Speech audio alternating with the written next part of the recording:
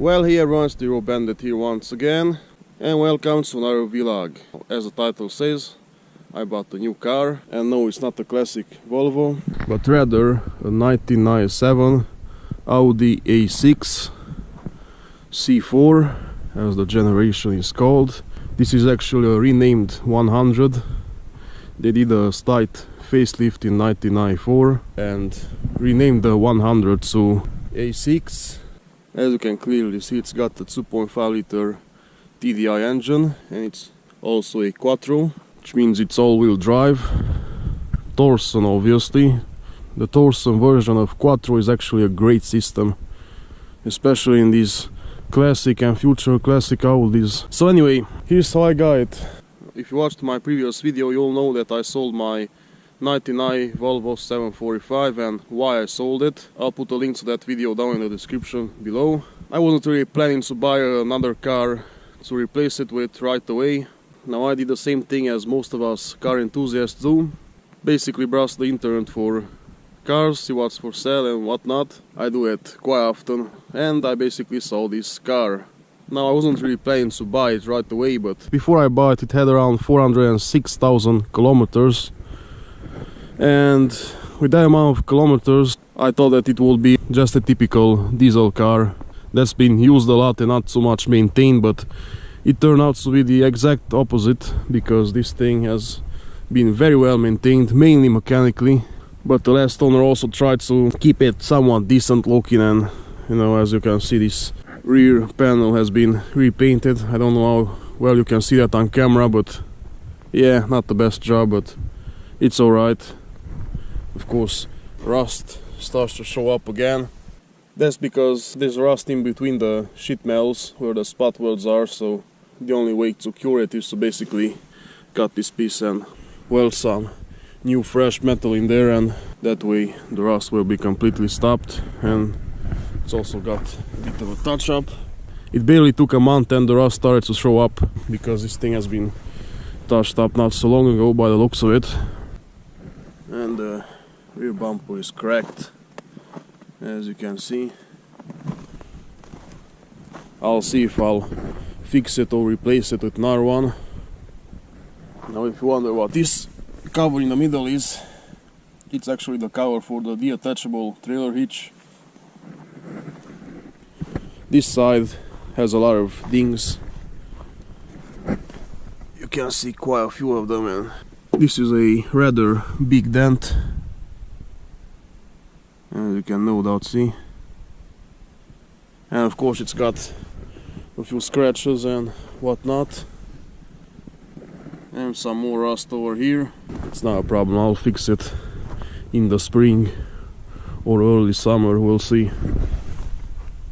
Yeah, it's got a few rust spots here and there, and the typical rock chips, because it was obviously used all year round, as you can no doubt see.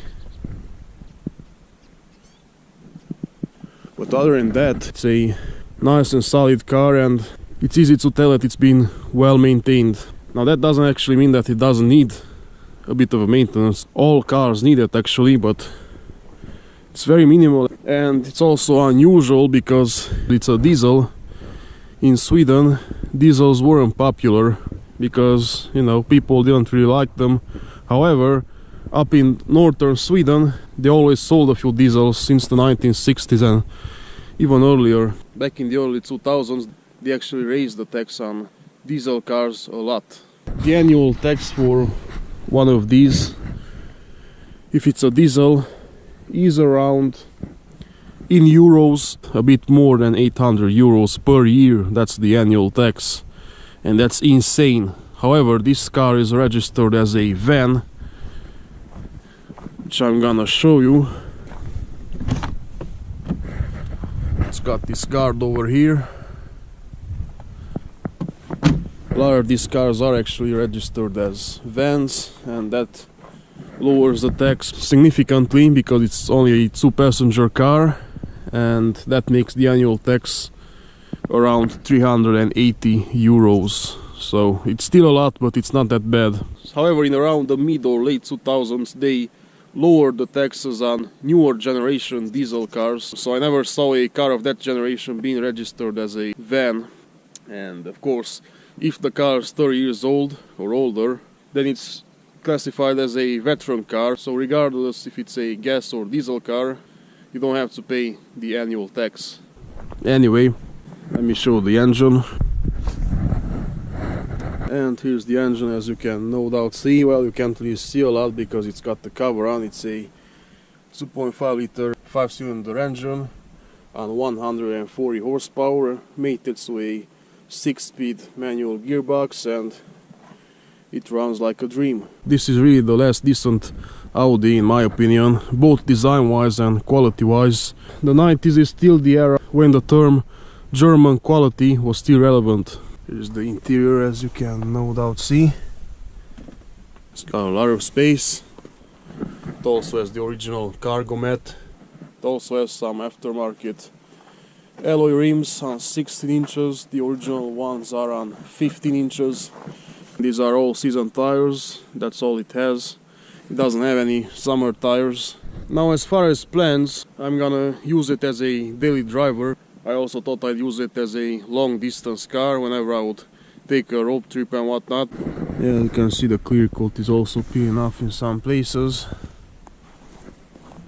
The front fenders were replaced because the original ones were rusty, that's why they look this good.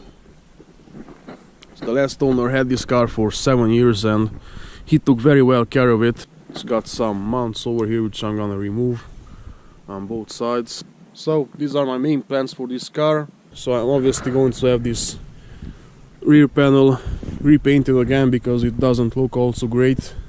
Now, as far as maintenance goes, it really doesn't need a lot. I also got a lot of spare parts that came with the car, such as rear brake rollers and pads. The ones on the car right now aren't in the best shape, so I'll have to replace them. I also have the painted caliper. This is a spare one that the last owner installed, but I'll see if I'll buy a new caliper and paint that one instead, or restore the original painted caliper instead. I always liked these Audi 100s, or the renamed A6 one. It's basically the same car with a slight facelift. Without further ado, let me start it up. As you can see, it's got 407,696, so I drove this car for more than 1,000 kilometers since I bought it.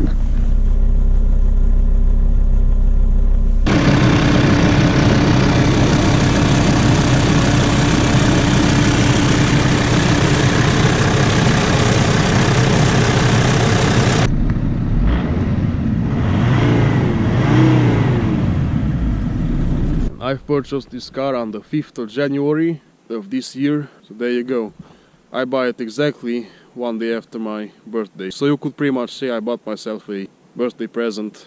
So anyway, this was an overview of my new car, and with all that being said, now I'm gonna end this video. Hope you liked it. If you did, why not? Thumbs up, check out my other videos, and if you like what I'm doing, why not subscribe, and I'll definitely see you next time. Cheers.